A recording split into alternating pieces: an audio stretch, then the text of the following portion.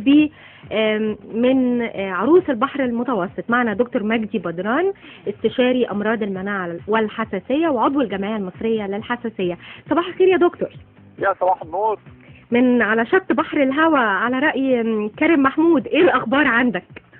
طبعا احنا هوا اسكندرية رائع جدا، واسكندرية مدينة جميلة، ونتمنى كل مدن القاهرة وكل المحافظات الأخرى تبقى زيها إن شاء الله. النهارده عندنا من امبارح المؤتمر الدولي 48 للحساسية والمناعة، نظمته جمعية اسكندرية للحساسية والجمعية المصرية للحساسية والمناعة والجمعية الفلسطينية للحساسية والمناعة، ورئيس المؤتمر الأستاذ الدكتور سمير خضر. بنتناول في هذا المؤتمر الجديد في الحساسيات بشكل عام، ورؤية جديدة لمرض الحساسية ومرض الانسداد الشعبي المزمن، وعدة مفاهيم جديدة للسيطرة على الحساسية الصعبة في مصر، ودورات تدريبية فريدة جدا لشباب الأطباء والصيادلة والممرضات، ومفهوم جديد بحيث ان احنا لازم ننشر تفاعل الاسره مع الطاقم الطبي والتمريض والصيدله للوصول الى افضل حاله للسيطره على الحساسيات بشكل عام. عشان كده جمعيه اسكندريه للحساسيه عامله 6 مراكز في اسكندريه لتقديم الخدمات المجانيه للمرضى، زي مستشفى الطلبه بسبورتنج الانفوشي للاطفال، مستشفى بوير للصدر، والمستشفى المعموره، ومستشفى فوزي معز للاطفال، و6 مراكز فرعيه لتصنيف الحالات. طبعا مهم قوي نعرف ان الحساسيه مش بس في مصر او في اسكندريه، لا ده في العالم كله يهم من كلمه حساسيه، وان في معدلات خطيره جدا بتقول ان الربو هو اكثر امراض الاطفال المزمنه، وان المعدلات بتقول ان عندنا للاسف ما يسمى الزمن الضائع، وانا بقصد بالزمن الضائع الزمن الذي يضيع من الانسان بسبب المرض، خاصه زي مرض الربو، وده حسبوه لو حسب منظمه الصحه العالميه 15 مليون سنه كل سنه بتضيع من الانسان، لانه بيفقد غياب مثلا عن العمل، غياب عن الدراسه، او ان هو بيغيب عن الواجبات الاسريه بتاعته، الواجبات الحياتيه، فبالتالي ده بنسميه زمن مفقود، يعطل الانتاج ويعطل التعليم. نعم. طيب ثلث الحالات ايوه كمل يا دكتور.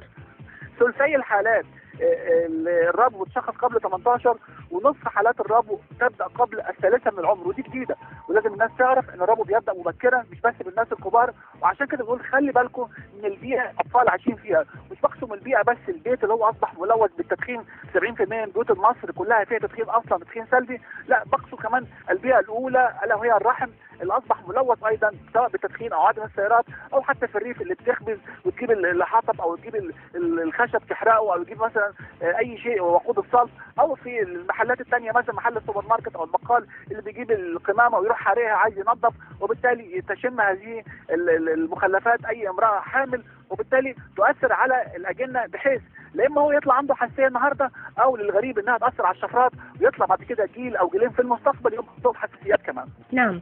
طيب ايهما اكثر يعني صعوبه بالنسبه للحساسيه، او هو المسبب الرئيسي؟ هل سوء التغذيه ولا التلوث البيئي؟ لا، هو التلوث البيئي نمره 1، ده اللي موجود. طب انا هقول لحضرتك رقم غريب جدا. صدق حضرتك ان هناك في القاهره الكبرى اللي هي القاهره والجيزه والقليوبيه 16,000 منشاه صناعيه تشمل المصانع والورش بمرخصه، غير بقى غير المرخصين. معنى كده امشي على الكورنيش مثلا كده هتلاقي في مصانع كتيره جدا بتضخ ادخنه سوداء كثيره جدا، وعشان كده للاسف لازم نعترف ان هواء القاهره الكبرى ملوث بغازات كثيره جدا، دي اللي خلى الناس كلها تقل من كلمه حساسيات. وعشان كده بنقول يا جماعه لو سمحتوا ممكن نرجع رئه صناعيه مره اخرى للقاهره او للمدن اللي فيها مصانع، ان احنا نقلل من المصانع في الداخل ونكتر من اشجار الخضراء. كل واحد يزرع شجره بس واحده بس قدام بيته، يا سلام، هنعمل رئه صناعيه تنقي الهواء مره اخرى وتقل شويه معدلات الحساسيات. دكتور مجدي بدران، على بال ما الشجره تكبر وورقها يطلع وتحاول تقلل التلوث ده هياخد وقت.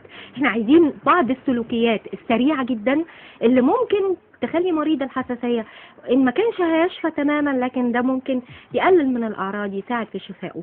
1 2 3 يا دكتور. نمرة 1 التدخين.